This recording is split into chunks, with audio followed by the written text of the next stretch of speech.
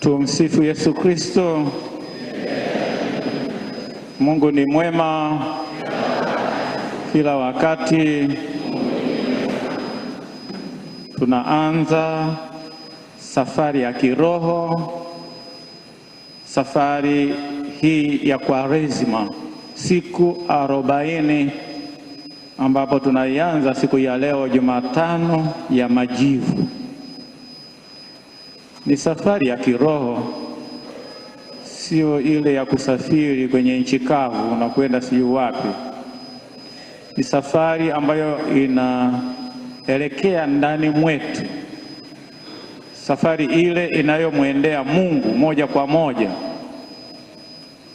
Katika safari hiyo ni safari inayotufanya tutathmini mahusiano yetu, kwanza sisi wenyewe, majirani zetu, ndugu zetu, sisi wenyewe, yani kama mimi, lakini vile vile mahusiano yetu na muumba wetu. Ukiangalia ni safari ambayo inakufanya uangalie mbele, uangalie nyuma, uangalie kulia kwako na kushoto kwako, lakini uangalie juu vile vile. Na katika haya yote ujitazame wewe kama sura na mfano wa Mungu, na umtazame Mungu juu aliyekuumba. Mahusiano ambayo ni muhimu. Katika sala ya kwanza, wakati tunaanza vita ya kiroho. Na vita hivi tunapoanza kipindi cha Kwaresima tunakumbushwa kwamba tupo katika vita vya kiroho, kwa sababu bado hatujafikia malengo, utakatifu, kwa sababu ni safari ya kiroho. Na katika safari hiyo ya kiroho tumeambiwa katika masomo yetu, hasa kwa namna pekee injili ya leo, nguzo 3 ambazo zitatusaidia katika safari hiyo. Nguzo 3. Hizo nguzo 3 zinatuelekeza katika mahusiano yetu sisi kwa sisi, mahusiano yetu na Mungu vile vile. Zimetajwa vizuri, na hizo tutazisikia katika kipindi chote cha Kwaresima, na inabidi tuzisikie katika maisha yote ya Kikristo. Na ndio maana tukiangalia maisha yetu si kitu ambacho ni cha nje, ni kitu ambacho ni cha ndani. Tumeambiwa katika injili ya leo juu ya sala, juu ya sadaka, juu ya kufunga. Na hizi nguzo 3 zote zinatuelekeza kwamba tukizifanya vizuri ndipo tutamuona Mungu na tutaongea naye. Na haya yote yafanyike si kwa maonyesho, si kwa kuangalia nani ananiona nafanya nini.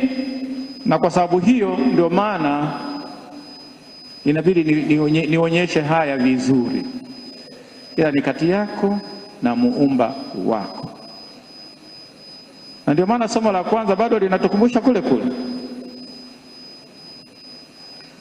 Angalieni sana, si swala la mavazi, si swala la mwonekano wa afya njema kwa nje, bali ni swala la mioyo yenu. Nirudieni katika mioyo yenu. Mioyo yenu inakuwa mbali. Katika somo hili la kwanza naona Mungu anaongea kupitia nabii Yoeli. Nirudieni mimi, rarueni mioyo yenu na si mavazi yenu. Na yote haya tunapoyaona ndipo tunaangalia kwamba kumbe ni lazima katika maisha yetu tutakatifuze akili zetu, tutakatifuze nafsi zetu, tutakatifuze utashi wetu, na tutakatifuze nyoyo zetu. Kwa nini akili zetu? Ni kwa sababu hatuwezi tukasema kwamba tunaelekea katika utakatifu na anayetuita katika utakatifu ni Mungu kama hatumfahamu. Lakini namna gani tunavyomfahamu Mungu wetu? Kwamba anatupiga viboko, kwamba anatuadhibu au ni baba, na kwa sababu hiyo tumpende na tumfahamu vizuri inavyostahili. Na katika kumfahamu huko ndiyo maana tutatakatifuza vizuri vile vile nafsi zetu, roho zetu, na tutatakatifuza utashi wetu, kuto kujitegemea bali kumtegemea yeye. Katika antifona ya kwanza ya kuingilia katika siku ya leo na katika kipindi cha Kwaresma, tunaambiwa katika wimbo wa kwanza, wewe wavipenda vitu vyote vilivyomo, ukichukii kitu chochote ulichokiumba. Vyote unavihesabu na vyote unavifahamu na unavifahamu kwa majina yake, unavipenda na unataka vyote visipotee, vyote vifike kwako. Ndio lengo. Kwa sababu ndio maana tusijitegemee katika kutakatifuza utashi wetu. Lazima tutambue kwamba lazima tuingie katika mapenzi ya Mungu, na kwa sababu tumtegemee yeye, si mapenzi yangu, mapenzi yako yatimizwe kwangu. Kwa tumwangalie yeye zaidi. Mioyo yetu, upendo wetu uko wapi? Pengine tumejaa ubinafsi, pengine tumejaa chuki, pengine yote haya yanatuongoza. Na ndio maana katika injili ya leo Yesu anapoelekeza namna ya kufanya sala, kwanza usalipo usiwe ni mtu wa kwenda nje na kupayuka, usije ukawa kama kasuku, bali unaposali ingia ndani mwako, funga mlango. Kwa nini funga mlango? Ili usije ukaingiliwa na vitu ambavyo vitakuvuruga, vitu ambavyo vitakufanya uwe mbali na sala hii unayosema, unayoisali, vitakufanya moyo wako uwe mbali na yule unayemuomba. Funga milango yako na ingia mle, sali. Niingie ndani ya chumba changu, ni kipi? Ni moyo wangu huu ambao inabidi ni utakatifuze, kwa sababu moyo huu ni chanzo cha upendo. Na pale napoanza kupenda, basi Mungu yuko ndani mwangu na ninaye huyo Mungu wangu. Kwa sababu hiyo ni lazima ninapokuwa huko, moyo wangu huo uko kwa Mungu. Kutakatifuza huo moyo, kufunga milango yote. Kiburi kisiingie, chuki isiingie, mawazo mabaya yasiingie, tamaa mbaya isiingie, husuda isiingie. Nibaki mimi na Mungu wangu peke yangu. Ubinadamu wote ambao labda ni wivu viwe nje, nitakuwa nimefunga mlango, ndipo hapo nitapata utulivu. Katika dunia ya leo kuna kelele nyingi sana. Wakati mwingine tunasahau hata kusali kwa sababu ya kelele nyingi, kelele zinazotuchanganya. Simu inanichanganya, kelele za watu nje zinanichanganya, na kwa sababu hiyo sinakosa muda hata wa kukaa na Mungu wangu, kuongea naye katika chumba cha ndani. Kwa namna ya pekee katika mioyo hiyo na ndani mwetu tunayo dhamiri ambayo ndiyo hekalu la ndani kabisa tunaloongea na Mungu. Anatuongelesha yeye. Wakati mwingine hatusikii. Unaenda wapi? Unaenda kutenda dhambi wewe. Angalia kilema chako hicho, kila siku nacho hicho. Angalia unaenda kukomunika, hujaungama wewe. Angalia unavyochukulia mambo yote kwa mazoea. Angalia wakati mwingine katika leo, katika dunia yetu tunasema leo ni Jumatano ya majivu. Angalia sasa wewe unataka kutengeneza Jumapili ya majivu. unataka kutengeneza Alhamisi ya majivu, Jumatano ya majivu, ndipo hapo uanze safari yako. Ndio kwa sababu sio mazoea. Sijapakwa majivu Jumatano ya leo, nasubiria Jumapili baada naomba unipake majivu. Hakuna Jumapili ya majivu, wala hakuna Jumanne ya majivu au Alhamisi ya majivu au Ijumaa ya majivu au Jumamosi ya majivu. Leo hii, na ndio maana kila mmoja wetu ni lazima aseme kwamba kama nilikuwa 1, 2, 3 nikaanze vizuri safari yangu ya kiroho ya ndani, nikakae na Mungu wangu kwa utulivu, nisisongwe na dunia hii. Inanichanganya, inanifanya nitafsiri mambo mengi tofauti, na wakati mwingine nihararisha ambao sio katika maisha yangu. Kwa sababu ingia ndani ya chumba chako hicho. Kwa maneno mengine, uwe na utulivu, uwe na wasaa, uwe na nafasi na Mungu wako, uongee naye, umpe shida yako, umwelezee ulivyo, na wakati mwingine umpe ripoti ya yote unayofanya katika maisha yako. Wewe kama ni mwanafamilia, unafanya nini katika familia yako? Ukatoe ripoti huko ndani wakati unaongea na Mungu wako. Wewe una nafasi gani katika kanisa lako, katika imani yako? Uongee na Mungu wako huko ndani, ndio ukatoe ripoti hiyo, na yeye mwenyewe akuelekeze vizuri ili uweze kutenda inavyotakiwa. Lakini mara nyingi tunapoingia wakati mwingine chumbani mwetu humo, tumeacha milango wazi. Uko kwenye familia, amko moyo mmoja, amko roho moja. Kwa maneno mengine, ile familia hiyo milango iko wazi. Adui mwovu anaingia kirahisi. Kama mlango uko wazi ni kwa mwenza wako wa ndoa, basi huyo ndio mlango liko wazi, hilo ndio shetani anaingilia hapo hapo. Kama ni watoto wako, basi anaingilia hapo. Kama ni kwako wewe mwenyewe, anaingia, anakujaza mambo ambayo yanavuruga kabisa maisha yako ya kiroho. Matokeo yake unakuwa mbali na familia yako na inavyopasa wewe kutenda na kuwajibika kama mwanafamilia, kama Mkristo mbele ya Mungu. Kelele hizi, ukiwa ndani hakuna kelele. Kelele hizi zinafanya mwanadamu atembee nje yake, na ndio maana vidole vingi sana kwa mwingine.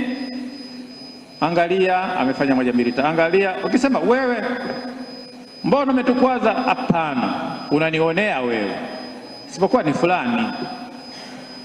Kukwepa majukumu, kukwepa uwajibikaji. Lakini unapokuwa ndani mle, unaposali, ndio nasema kwamba yule anayeona mle, ambayo mnaye ndani kule, anaona kila kitu na nia yako na yote unayofanya, anajua. Si swala la pesa nyingi, si swala la kwamba mimi sijui nikoje, hapana. Si swala la kwamba mimi naishi vizuri, ni swala la nia yangu ni ipi mbele ya Mwenyezi Mungu, napeleka nini. Na ndio maana wakati mwingine unaweza ukafika kanisani ukafikiri kwamba nia yako lazima itangazwe hapo, na ukafikiri kwamba leo sijasikia nia yangu, ukaenda kulalamika, mbona mimi sijasikia nia yangu. Unapeleka kwa nani? Kwa mtangazaji au unapeleka kwa Mungu? Na unapoenda kwenye misa una nia au huna nia? Unaenda tu misa hii ya padre, misa yangu mimi. Ndio maana lazima niwe mshiriki, na ninapokuwa mshiriki naongea na Mungu wangu katika adhimisho hili kwa namna pekee. Napoenda kumpokea katika komunio takatifu, kwamba Mungu unaingia kwangu mimi, moyoni mwangu humu, nafunga milango hiyo, nakuwa na wewe, naongea na wewe na kuongoza nawe. Sala, Mkristo ambaye asali ni hatari. Mkristo ambaye anakurupusha sala ni hatari. Sala ndio kitambulisho chetu, kwa sababu tuwezi kusema kwamba tunaongea na Muumba kama tuna sala. Lakini sala si maneno mengi hayo yanayoongelewa, ni moyo wangu ninaofungua kwa Mungu wangu. Milango yote nimefunga, lakini mlango wangu huo ni Mungu pekee anaweza kaingia wakati huo anapoongea naye. Ndio hiyo sala, ndio utambulisho wetu mkubwa. Ninapoenda kwenye misa najua ni sala kuu, na naenda kwa uaminifu wote, bila kukurupusha, bila kuwa na fikra nyingi, bila kuwa na simu zangu huko naweka eti nasema nimeweka vibration huko kwamba isije kanisumbua, au akiniita niseme samahani niko kwanza kwenye misa. Sasa unasali au uko kwenye biashara. Kwa hiyo hilo mojawapo, lakini nguzo nyingine hiyo yote anasema kwamba tutembee ndani mwetu. Sadaka, unapotoa hata mkono wako wa kushoto usitambue kama umeweka nini. Ni maana yake nini? Maana yake kuto kuwa mtu wa maonyesho. Usiende kuita ITV ukaita Jugo Media au Radio Maria waje hapo kutangaza leo anatoa sadaka hii. Nia yako leo natoa, naenda kwenye sadaka 1, 2, 3, lakini unajua kabisa Mungu amenijalia Dominika hii naenda kanisani, wiki nzima nina afya njema, wiki nzima nimejaliwa afya hiyo na nimefanikiwa kupata 1, 2, 3. Sasa Dominika naenda misa, natoa sadaka gani? Nia yangu nayopeleka pale mbele, ndio maana nasema ni sadaka. Kwa naiweka mle kwa nia yangu ya ndani, si kwamba nishike hivi leo anaenda kutoa 10,000. Ila Mungu yule anayenifahamu, aliyeniongoza katika juma zima, na sasa leo nafika kanisani naenda kutoa hiyo sadaka, huyu ndiye anayeniwezesha hivyo, ndio naona hivyo na nia yangu kutoka moyoni, si kwa ajili ya maonyesho. Na pamoja na hayo vile vile naangalia upendo wangu kwa jirani, na ndio maana anaposema nafunga, sisi kama Wakristo hatusemi tunaenda kufuturu kwamba nimefunga. Kwa mfano anasema funga Jumatano ya Majivu, usile nyama siku ya Ijumaa Kuu.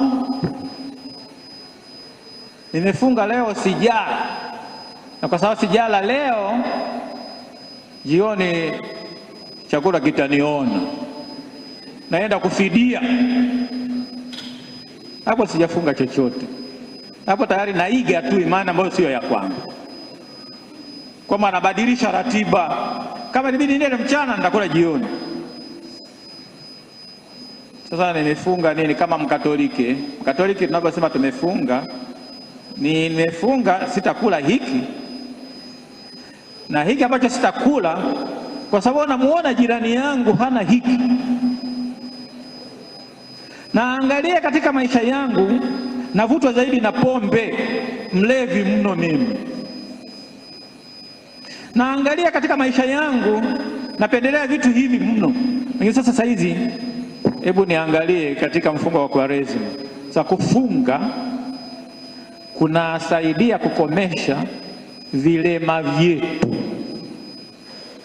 Napenda kunywa soda, napenda 1, 2, 3, napenda hiyo nini. Sasa nafunga hiki kwa ajili ya kumsaidia huyo.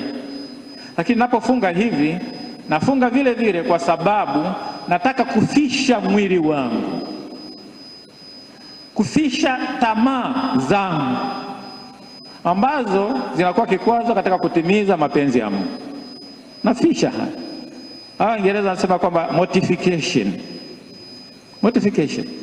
inafanya hivi. Sifungi ili mradi waseme kwamba niko Kwaresima nimefunga. Wewe leo umekula, mimi sijala. Kwa nini? Kwa sababu Kwaresima. Utakula lini? Jioni.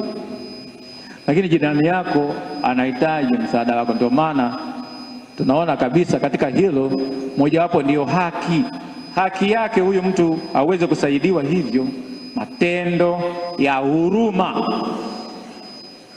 Matendo ya huruma. Ndio maana kwamba kuna sadaka lakini vile katika kufunga hiyo, na katika kufunga ni kwa ndani huko, nia yangu ni zangu nilizowekwa, sitafanya 1, 2, 3 ili nifikie lengo hili mbele ya Mwenyezi Mungu, na hiki ninachokifikia kwa ajili ya kusaidia yatima, kwa ajili ya kuwasaidia wasiojiweza, wale wenye mazingira hatarishi, ili hawa niweze kuwasaidia kwa namna hiyo. Ndio maana yake ni kwa nimefunga, niko katika mfungo wa Kwaresima,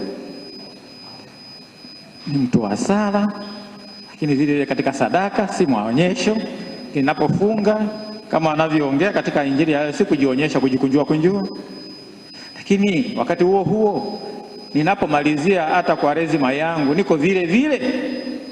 Ndio maana tunasema tubuni na tutambue kwamba maisha yetu ni ya maana kwa sababu ya Mungu ambaye ametuumba, ambaye tunamweka katika hilo, na tusipomweka katika hilo maisha yetu hayana maana. Ndio maana tutapakwa majivu kuashiria kabisa kwamba kumbe sisi ni mavumbi na mavumbini tutarudi. Na kwa sababu hiyo si swala la majivuno, si swala la kiburi, si swala la kuendekeza chuki na vile vile uhasama na uadui. Maisha yetu ni mafupi. Ni swala la ninapokorofishana na mwenzangu nijipatanishe mara moja, na ninapojipatanisha mbele ya Mwenyezi Mungu ananiongoza katika hayo. Ndio muhimu. Mtu mwingine ananuna na anaendelea kununa, na Kwaresima yake inaisha baada ananuna, Pasaka inaingia ananuna.